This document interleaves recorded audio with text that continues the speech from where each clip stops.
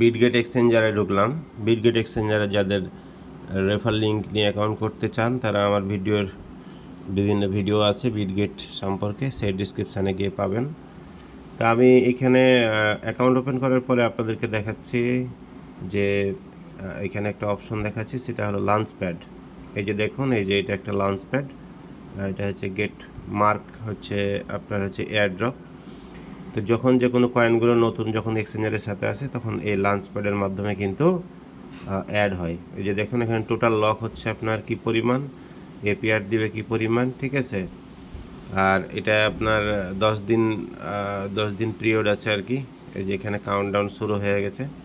তো এখানে আপনারা এই যে এখানে বিটিসি অ্যাড এবং লক করে আপনি এই বিটগেট টোকেনের যে নেটিভ টোকেনটা আছে সেটা লক